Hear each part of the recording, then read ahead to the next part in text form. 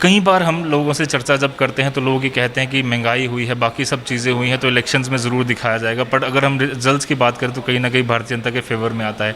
ऐसे क्या कारण है कि क्या दूसरी पार्टियां ज़्यादा जो है वो कमज़ोर हो गई हैं, या भारतीय जनता पार्टी जो है कुछ भी करती है बावजूद इसके सीटें ज़्यादा लेती है? आज भी 100 रुपये ज़्यादा पेट्रोल हो चुका है। देखिए, भारतीय जनता पार्टी का रिकॉर्ड देखिए, पिछले 7 साल के गवर्नमेंट में किसी के पर उंगली उठी हो। इसके जम्मू की कई पार्टीज कहती हैं कि जम्मू की रिप्रेजेंटेशन जो है वो ऑल पार्टी मीटिंग में नहीं हुई। ऐसा क्या कारण है कि 2014 में सबसे ज़्यादा सीटें भी इनको दी, पर बावजूद इसके बीजेपी को मानते हैं कि जम्मू की उन्होंने रिप्रेजेंटेशन नहीं की? देखिए, सर्टिफिकेट जनता ने देना है, ना कि ये कांग्रेस या जिनको लोग नकार चुके हैं उनको। हमारे साथ इस समय मौजूद हैं पूर्व डिप्टी सीएम कविंदर गुप्ता, जिनसे बातचीत करेंगे डिलिमिटेशन को लेकर और किस तरह की उम्मीदें हैं। सर कविंदर जी, डिलिमिटेशन कमीशन हाल ही में जम्मू के दौरे पर थी, किस तरह की बातें आपने उनके सामने रखी और क्या डिमांड थी मेन जिस पर उनको काम करना चाहिए ताकि जम्मू और कश्मीर में एक विचारधारा जो बनती थी कि भेदभाव हुआ है वो कम से कम खत्म हो पाए? देखिए, भारतीय जनता पार्टी जो ड्राफ्ट लेकर के गई थी वो सभी प्रेस को जारी किया जाएगा। और उसके अलावा आपकी जानकारी के लिए कि भारतीय जनता पार्टी का ये रुख था कि खाली 2011 की पॉपुलेशन को आधार ना बना करके तो उस हिसाब से डिलिमिटेशन होनी चाहिए, क्योंकि हम ये कहते हैं कि 2001-2 तो उससे पहले 1991 में जिस प्रकार से रेशो बढ़नी चाहिए थी उससे ज़्यादा बढ़ा करके कश्मीर की दिखाई गई है, हमारे साथ डिस्क्रिमिनेशन हुई है। तो ये आयोग ने कल अपनी प्रेस कॉन्फ्रेंस में माना है कि पॉपुलेशन को केवल आधार ना मान करके इन सभी चीज़ों पर गौर किया जाएगा, तो मुझे लगता है कि कश्मीर और जम्मू पर इंसाफ रहेगा। नंबर 2, ये जो समाज, चाहे वो पाक ऑक्युपाइड कश्मीर के लोग हैं जो 1947 में आए थे, वेस्ट पाकिस्तान रेफ्यूजीज़ हैं, हमारे सिख बंधु हैं, हमारा कश्मीरी पंडित समाज है जो अपनी रिप्रेजेंटेशन के लिए वंचित रहता है, उनके लिए कश्मीर में हमने कहा था नॉर्थ कश्मीर, सेंट्रल कश्मीर और साउथ कश्मीर, उनके लिए एक एक सीट रिजर्व की जानी चाहिए, क्योंकि वो अपने ही देश में विस्थापित हुए हैं। इसके अलावा जो बाकी समाज की मैंने बात की है, एरिया की रिप्रेजेंटेशन भी होनी चाहिए। ST-SC को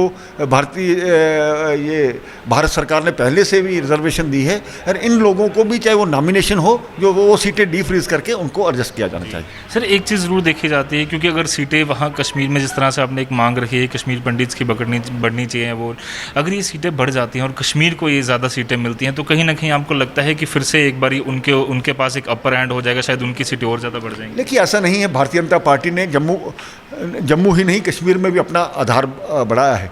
मुझे याद है जो 10 साल पहले पार्लियामेंट के इलेक्शन हुए थे उसमें केवल 5,000 वोट हमको कश्मीर से मिला था। आज वहाँ पर 5.5 लाख हमारा बेसिक मेंबरशिप है, और DDC VDC के सरपंचेस हमारे जीत करके आए हैं, हमारा भी आधार बढ़ेगा, और जो कोई राष्ट्रवादी पार्टियां हैं उनका भी आधार बढ़ेगा। आज लोग उनको नकार चुके हैं, जो पार्टियां पाकिस्तान की बात करती थी। फिज़ा बदलेगी और जो भी सरकार होगी जम्मू कश्मीर की सरकार होगी। सर आखिरी सवाल आपसे पूछना चाहूँगा, कई बार हम लोगों से चर्चा जब करते हैं तो लोग ये कहते हैं कि महंगाई हुई है, बाकी सब चीज़ें हुई हैं तो इलेक्शंस में ज़रूर दिखाया जाएगा, बट अगर हम रिजल्ट्स की बात करें तो कहीं ना कहीं भारतीय जनता के फेवर में आता है। ऐसे क्या कारण है कि क्या दूसरी पार्टियां ज़्यादा जो है वो कमज़ोर हो गई हैं, या भारतीय जनता पार्टी जो है कुछ भी करती है बावजूद इसके सीटें ज़्यादा लेती है? आज भी 100 रुपये ज़्यादा पेट्रोल हो चुका है। देखिए, भारतीय जनता पार्टी का रिकॉर्ड देखिए, पिछले 7 साल के गवर्नमेंट में किसी के पर उंगली उठी हो, कोई घोटाला हुआ हो, वो देखिए।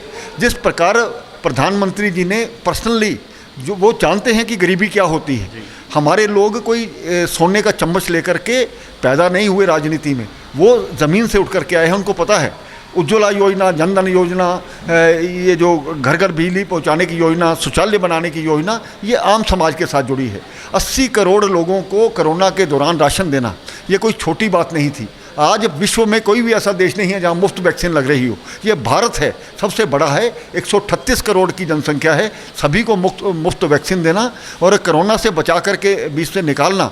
हालांकि मैं आपको ये बताना चाहता हूं कि 138 करोड़ 90 देशों को मनाओ, 138 करोड़, और वहाँ पर 90 प्रधानमंत्री हैं, 90 ही वहाँ पर एडमिनिस्ट्रेशन है, लेकिन एक हमारा प्रधानमंत्री सभी को मैनेज करता है। यही अंतर है, और लोग भारतीय जनता पार्टी को समझते हैं और भारतीय जनता पार्टी को सर्टिफिकेट देते हैं। बावजूद इसके जम्मू की कई पार्टीज कहती हैं कि जम्मू की रिप्रेजेंटेशन जो है वो ऑल पार्टी मीटिंग में नहीं हुई। ऐसा क्या कारण है कि 2014 में सबसे ज़्यादा सीटें भी इनको दी, पर बावजूद इसके बीजेपी को मानते हैं कि जम्मू की उन्होंने रिप्रेजेंटेशन नहीं की? देखिए, सर्टिफिकेट जनता ने देना है, ना कि ये कांग्रेस या जिनको लोग नकार चुके हैं उनको। हमें आने वाले समय में सर्टिफिकेट जनता देगी। धन्यवाद हमसे पूरी बातचीत के लिए। और जिस तरह से पूर्व डिप्टी सीएम ने कहा, साफ तौर पर भारतीय जनता पार्टी जो है वो पूरी तरह से तैयार है आने वाले दिनों के लिए, और डिलिमिटेशन कमीशन के सामने जो मांगे इन्होंने रखी हैं उस पर पूरी इनको उम्मीद है कि जिसमें सबसे बड़ा एक मुद्दा पीओजेके की जो 24 सीट रिजर्व्स हैं उनमें से कुछ सीटें जो हैं वो डिफ्रीज़ की जाएँ।